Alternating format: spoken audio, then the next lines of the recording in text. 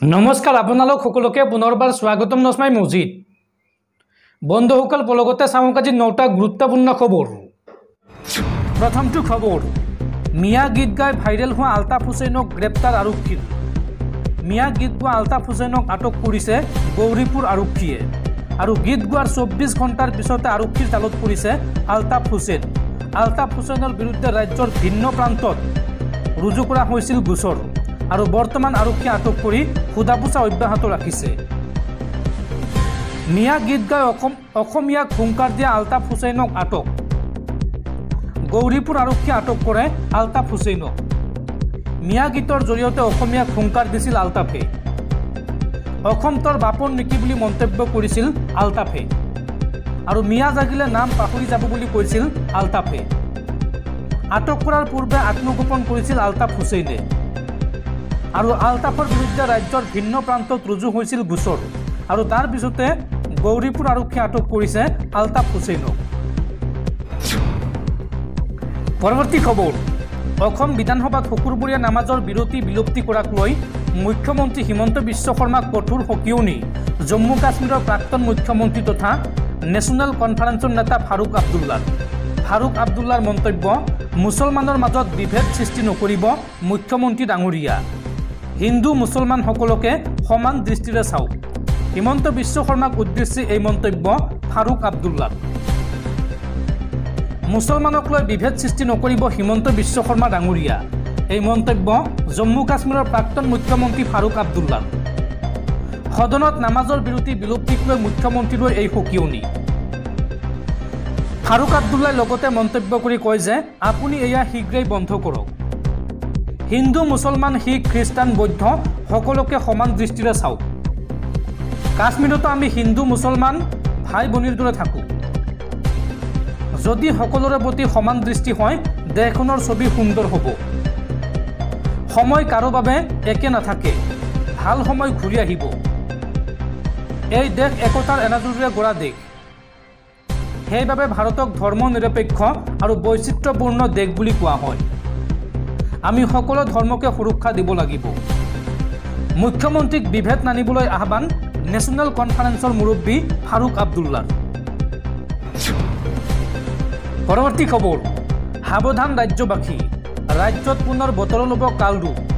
আগন্তুক 3 দিনলৈ ৰাজ্যত হ'ব মুখলধাৰ বৰষুণ আৰু এই সন্দৰ্ভত ৰাজ্যৰ 20খনকৈ জিলাত এলাৰ্ট জাৰি বতৰ বিজ্ঞান কেন্দ্ৰ। ৰাজ্যত পুনৰ বতৰ লৈছে ভয়ংকৰ ৰূপ।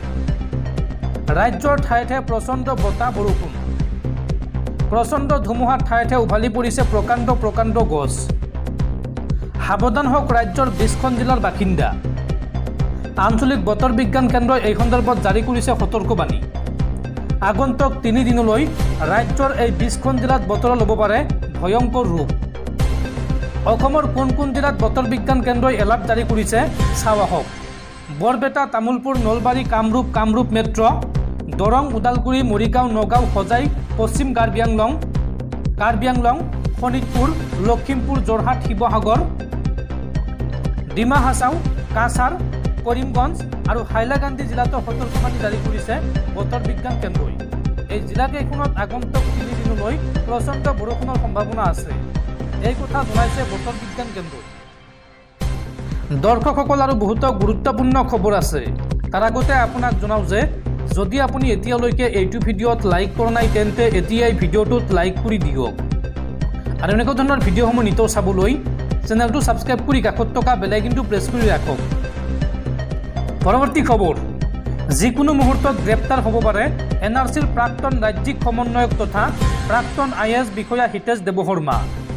মেধাৱী শিক্ষাৰ্থীক স্কুটি আৰু নিযুত মইনা আঁচনিৰ পৰিৱৰ্তে চৰকাৰে পিষ্টল হাতত দিব লাগে বুলি বিতৰ্কিত পোষ্ট লিখিছিল হিতেশ দেৱশৰ্মাই আৰু তাৰ পিছতে NRCৰ প্ৰাক্তন সমন্বয়ক হিতেশ দেৱশৰ্মাৰ বিৰুদ্ধে অসম সংখ্যালঘু সংগ্ৰাম পৰিষদে দাখিল কৰিছে এজাহাৰ। যিকোনো মুহূৰ্তত গ্ৰেপ্তাৰ হ'ব পাৰে NRCৰ প্ৰাক্তন সমন্বয়ক তথা প্ৰাক্তন IAS বিষয়া হিতেশ দেৱশৰ্মা। NRCৰ প্ৰাক্তন সমন্বয়ক হিতেশ দেৱশৰ্মাৰ বিৰুদ্ধে অসম সংখ্যালঘু সংগ্ৰাম পৰিষদৰ এজাহাৰ দাখিল। অসম সংখ্যালঘু সংগ্ৰাম পৰিষদৰ কেন্দ্ৰীয় সাধাৰণ সম্পাদক নাজিৰ আহমেদে বিশ্বনাথ চাৰিআলি সদৰ থানাত দাখিল কৰিলে এজাহাৰ। ফেচবুকত বিতৰ্কিত আৰু অসাংবিধানিক মন্তব্য কৰি বিতৰ্কত সোমাই পৰিছে হিতেশ দেৱশৰ্মা। ৰাজ্যত উজনি নামনি বিতৰ্ক চলি থকাৰ সময়তে হিতেশ দেৱশৰ্মাই উচতনিমূলক পোষ্ট লিখাৰ অভিযোগ। মেধাৱী শিক্ষাৰ্থীক স্কুটি আৰু নিযুত মইনা আঁচনিৰ পৰিৱৰ্তে চৰকাৰে পিষ্টল হাতত দিব লাগে বুলি বিতৰ্কিত পোষ্ট লিখিছিল ফেচবুকত। আৰু তাৰ পিছতে এজাহাৰ দাখিল কৰিছে সংগঠনটোৱে আৰু শীঘ্ৰে অসম আৰক্ষীয়ে তদন্ত কৰি হিতেশ দেৱশৰ্মাক গ্ৰেপ্তাৰ কৰাৰ দাবী সংগঠনটোৰ। পৰৱৰ্তী খবৰ, মুখ্যমন্ত্ৰী হিমন্ত বিশ্ব শৰ্মাৰ বিৰুদ্ধে পুনৰ সৰব হৈ পৰিছে কংগ্ৰেছী সাংসদ গৌৰৱ গগৈ। মুখ্যমন্ত্ৰীৰ বিৰুদ্ধে কেইবাটাও অভিযোগ উত্থাপন কৰি হিমন্ত বিশ্ব শৰ্মাৰ বিৰুদ্ধে সৰব হৈ পৰিছে কংগ্ৰেছী সাংসদ গৌৰৱ গগৈ। মুখ্যমন্ত্ৰী হিমন্ত বিশ্ব শৰ্মাই মোক হৰুৱাবলৈ সকলো চেষ্টা কৰিছিল, কিন্তু ফেইল হ'ল হিমন্ত বিশ্ব শৰ্মা।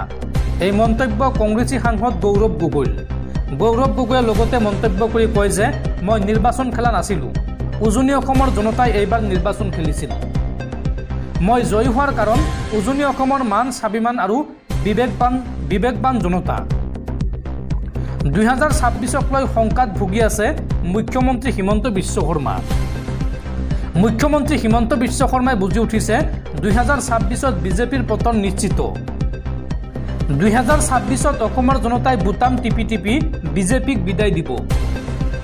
মুখ্যমন্ত্ৰী হিমন্ত বিশ্ব শৰ্মাই কেৱল নিজৰ ব্যক্তিগত সম্পত্তি বৃদ্ধিৰ বাবেহে ৰাজনীতিলৈ আহিছে। বিজেপি চৰকাৰে নিজৰ ধাৰ মাৰিবলৈ দুখীয়া জনতাৰ পৰা স্মাৰ্ট মিটাৰৰ জৰিয়তে ধন লৈছে। স্মাৰ্ট মিটাৰৰ জৰিয়তে দুখীয়া আৰু মধ্যবিত্ত শ্ৰেণীক বিজেপি চৰকাৰে ৰাজহুৱা ঋণ পৰিশোধ কৰিবলৈ বাধ্য কৰাইছে। বিজেপি শাসনলৈ অহাৰ পৰা ভয়ংকৰ ৰূপত ৰাজ্যত মূল্য বৃদ্ধি হৈ আছে। ধাৰত চলি আছে হিমন্ত বিশ্ব শৰ্মা নেতৃত্বাধীন বিজেপি চৰকাৰ। বিজেপি আদানী আৰু আম্বানীৰ বাবে, কিন্তু কংগ্ৰেছ ছাত্ৰ ছাত্ৰী, কৃষক, মহিলা, শিল্পী আৰু শিক্ষকৰ বাবে। এই মন্তব্য কৰে গৌৰৱ গগৈয়ে। গৌৰৱ গগৈয়ে লগতে কয় যে বিজেপিয়ে চৰকাৰ গঠন কৰাৰ পিছৰে পৰা অসমৰ জনতাৰ আৰ্থিক অৱস্থা বেয়া হৈ গৈ আছে। আমাৰ বাবে হিন্দু মানে শক্তি, সত্য, শান্তি আৰু প্ৰগতি, কিন্তু বিজেপিৰ বাবে হিন্দু মানে ভোট আৰু ৰাজনীতি। মুখ্যমন্ত্ৰী হিমন্ত বিশ্ব শৰ্মাৰ বিৰুদ্ধে এইদৰে সৰব হৈ পৰে কংগ্ৰেছী সাংসদ গৌৰৱ গগৈ। পৰৱৰ্তী খবৰ, আজি হৈছে মাহৰ প্ৰথমটো দিন অৰ্থাৎ 1 ছেপ্টেম্বৰ আৰু আজিৰে পৰা ৰাজ্যত বৃদ্ধি পাব গাখীৰৰ মূল্য। প্ৰতি লিটাৰ গাখীৰত দাম বাঢ়িব 3 টকাকৈ আৰু আজিৰে পৰাই নতুন নিৰীখ কাৰ্যকৰী হ'ব। আৰু লগতে 1 ছেপ্টেম্বৰ অৰ্থাৎ আজিৰে পৰা ৰাজ্যত দাম কমিব মদৰ। কেইবাটাও ব্ৰেণ্ডৰ দাম কমিব আৰু মদৰ দাম কমোৱাৰ সিদ্ধান্ত গ্ৰহণ কৰিছে ৰাজ্য চৰকাৰে। পৰৱৰ্তী খবৰ, পুনৰ বিপদত পৰিছে বাবা ৰামদেৱ। এইবাৰ পতঞ্জলিৰ নিৰামিষ টুথপেষ্ট দন্তকান্দিত পোৱা গৈছে মাছৰ উপাদান। ঘটনা সন্দৰ্ভত উচ্চ ন্যায়ালয়ৰ চমন জাৰি। যোগগুৰু বাবা ৰামদেৱ আৰু পতঞ্জলি আয়ুৰ্বেদ লিমিটেডৰ স্বত্বাধিকাৰী বালকৃষ্ণৰ বিৰুদ্ধে অভিযোগ কম নহয়। ইণ্ডিয়ান মেডিকেল এছ'চিয়েশ্যনে দাবী কৰিছে যে পতঞ্জলি আয়ুৰ্বেদে ইয়াৰ বিষয়বস্তু অবৈজ্ঞানিক আৰু বিভ্ৰান্তিকৰ শব্দৰে প্ৰচাৰ কৰি আছে। এই অভিযোগৰ ভিত্তিত কোম্পানীটোৰ কেইবাটাও সামগ্ৰী নিষিদ্ধ কৰা হৈছে। এইবাৰ ৰামদেৱ আৰু ডাঙৰ বিপদত পৰিছে, কিয়নো তেওঁৰ সংস্থাৰ বিৰুদ্ধে প্ৰবঞ্চনাৰ অভিযোগ উত্থাপন হৈছে। পতঞ্জলিৰ এটা প্ৰডাক্ট দিব্য দন্ত মঞ্জন, তাত সেউজীয়া লেবেল লগোৱা আছে, অৰ্থাৎ ই নিৰামিষ সামগ্ৰী, কিন্তু অধিবক্তা যতীন শৰ্মাই টুথপেষ্টত মাছ ব্যৱহাৰ কৰা বুলি দাবী কৰে। সমুদ্ৰ ফেনো নামৰ সাগৰীয় মাছ ব্যৱহাৰ কৰি এই টুথপেষ্ট তৈয়াৰ কৰা হৈছে আৰু ইয়াৰ দ্বাৰা সাধাৰণ জনতা প্ৰতাৰিত হৈছে। এই অভিযোগৰ ভিত্তিত দিল্লী উচ্চ ন্যায়ালয়ে কেন্দ্ৰীয় চৰকাৰ আৰু ভাৰতীয় খাদ্য সুৰক্ষা আৰু মান প্ৰাধিকৰণ অথবা FSSAI উত্তৰ দিবলৈ চমন জাৰি কৰিছে। কেৱল সেয়াই নহয়, পতঞ্জলিলৈও এখন সুকীয়া জাননী প্ৰেৰণ কৰা হৈছে। ইয়াৰ পূৰ্বেও এবাৰ ৰামদেৱৰ সংস্থাৰ বিৰুদ্ধে একে অভিযোগ উত্থাপন হৈছিল। এই সন্দৰ্ভত উকিল চাচাজনে অভিযোগ কৰিছিল যে একেটা টুথপেষ্টতে নিৰামিষ বুলি টেগ কৰা হৈছিল আৰু সাগৰীয় মাছৰ বিশেষ অংশ ব্যৱহাৰ কৰা হৈছিল। অৱশ্য সেই সময়ত পতঞ্জলিয়ে কোনো প্ৰতিক্ৰিয়া প্ৰকাশ কৰা নাছিল। পৰৱৰ্তী খবৰ, ডুৰাণ্ড কাপত চেম্পিয়ন হ'ল নৰ্থ ইষ্ট ইউনাইটেড আৰু পেনাল্টি শ্বুটআউটত মোহন বাগানক পৰাস্ত কৰিলে NFC-য়ে। পৰৱৰ্তী খবৰ সময়ৰ সময়ত নিষেধাজ্ঞাৰ পূৰ্বে মাজুলীত বিঘাই বিঘাই মাটি কিনিলে মুখ্যমন্ত্ৰীৰ পত্নী ৰিণিকী ভূঞা শৰ্মাই বৈধ অবৈধভাৱে মাটি ক্ৰয় কৰাত নিজৰ পাৰদৰ্শিতা প্ৰদৰ্শন কৰিছে মুখ্যমন্ত্ৰী হিমন্ত বিশ্ব শৰ্মাৰ মৰমৰ পত্নী তথা বহু কোম্পানীৰ মালিক ৰিণিকী ভূঞা শৰ্মাই ৰিণিকী ভূঞা শৰ্মাই মাটি ক্ৰয় কৰা মহিলা হিচাপে সমাজত যিদৰে নিজৰ নাম খোদিত কৰিছে সেই স্থান লাভ কৰাটো আন মহিলাৰ বাবে যেন সম্ভৱ নহয় কিয়নো মুখ্যমন্ত্ৰীৰ পত্নী ৰিণিকী ভূঞা শৰ্মা হৈছে অসমৰ আটাইতকৈ ডাঙৰ উদ্যোগী মহিলা শক্তিশালী উদ্যোগী মহিলা হোৱাৰ বাবেই যেন খেতিয়কৰ বাবে অহা 10 কোটি টকাৰ ছাবচিডিও লাভ কৰে উদ্যোগী মহিলাগৰাকীয়ে এইবাৰ বিশ্বৰ সৰ্ববৃহৎ নদীদ্বীপ মাজুলীত মাটি ক্ৰয় কৰি পুনৰ উজ্বলি উঠিছে ৰিণিকী ভূঞা শৰ্মা যি মাজুলীত প্ৰতি বছৰে বানপানীৰ বাবে শ শ দৰিদ্ৰ লোকে ঘৰ মাটি হেৰুৱাই যি মাজুলীত দৰিদ্ৰ খেতিয়কে ঘৰ মাটি হেৰুৱাই চৰকাৰৰ ক্ষতিপূৰণৰ নামত কেৱল লাভ কৰে প্ৰতিশ্ৰুতি সেই সময়ত মাজুলীত ৰিণিকী ভূঞা শৰ্মা আৰু তেওঁৰ পুত্ৰই ক্ৰয় কৰিছে প্ৰায় 19 বিঘা মাটি বিজেপি চৰকাৰে খিলঞ্জীয়াৰ স্বাৰ্থ সুৰক্ষাৰ কথা চিন্তা কৰি বিধানসভাত গৃহীত কৰিছে অসম ভূমি আৰু ৰাজহ অধিনিয়ম দ্বিতীয় সংশোধনী বিধেয়ক 2024 এই অধিনিয়ম অনুসৰি অসমৰ ঐতিহাসিক প্ৰত্নতাত্ত্বিক স্থানসমূহৰ সমীপৱৰ্তী সংৰক্ষিত অঞ্চলত বাহিৰা লোকে মাটি ক্ৰয় কৰিব নোৱাৰে এই ঐতিহাসিক স্থানসমূহৰ 5 কিলোমিটাৰ ব্যাসাৰ্ধত মাটি সেইসকল লোকেহে ক্ৰয় কৰিব পাৰিব যিসকল লোকৰ তিনিটা প্ৰজন্মই সেই ঠাইত বাস কৰি আহিছে উল্লেখযোগ্য যে বিধানসভাত প্ৰথমে নিৰ্ধাৰণ কৰা হৈছিল যে মাজুলীত প্ৰযোজ্য নহ'ব এই অধিনিয়ম মাজুলীক এই অধিনিয়মৰ আওতাৰ পৰা নিলগত ৰাখিছিল অসম চৰকাৰে কিন্তু পৰৱৰ্তী সময়ত থিৰাং কৰা হ'ল যে মাজুলীতো এই অধিনিয়ম প্ৰযোজ্য কৰা হ'ব মাজুলী সংযোগী দলং হোৱাৰ পিছত যাতে বহিৰাগত লোকে মাজুলীত মাটি বাৰী কিনি ব্যৱসায়িক প্ৰতিষ্ঠান খুলি মাজুলীৰ আধ্যাত্মিক পৰিৱেশ বিনষ্ট কৰিব নোৱাৰে তাৰ বাবে অহা 1 নৱেম্বৰৰ পৰা মাজুলীতো ভূমি ক্ৰয়ৰ ক্ষেত্ৰত থকা নিষেধাজ্ঞাৰ নীতি আৰোপ কৰাৰ সিদ্ধান্ত গ্ৰহণ কৰে অসম চৰকাৰে কিন্তু 1 নৱেম্বৰৰ আগতেই মাজুলীত মাটি কিনি ল'লে মুখ্যমন্ত্ৰীৰ পত্নী ৰিণিকী ভূঞা শৰ্মাই তথ্য অনুসৰি মুখ্যমন্ত্ৰীৰ পত্নী ৰিণিকী ভূঞা শৰ্মা আৰু পুত্ৰ নন্দিল বিশ্ব শৰ্মাৰ মালিকাধীন এক্কা ষ্টেটছ LLPৰ নামত মাজুলীত ক্ৰয় কৰা হৈছে মুঠ 18 বিঘা 4 কোঠা 14 লেচা মাটি উল্লেখযোগ্য যে এক্কা ষ্টেটছ LLPত ৰিণিকী ভূঞাৰ লগত অংশীদাৰিত্ব আছে পুত্ৰ নন্দিল বিশ্ব শৰ্মাৰ 2020 চনৰ 25 ডিচেম্বৰত গঠন কৰা হৈছিল এই কোম্পানীটো এতিয়া প্ৰশ্ন হৈছে কিয় অসম ভূমি আৰু ৰাজহ অধিনিয়মত প্ৰথম অৱস্থাত ভূমি ক্ৰয়ৰ নিষেধাজ্ঞাৰ পৰা মাজুলী জিলাখনক আঁতৰত ৰখা হৈছিল লগতে প্ৰশ্ন উত্থাপন হৈছে যে ৰিণিকী ভূঞা শৰ্মাই মাটি কিনিবলৈকে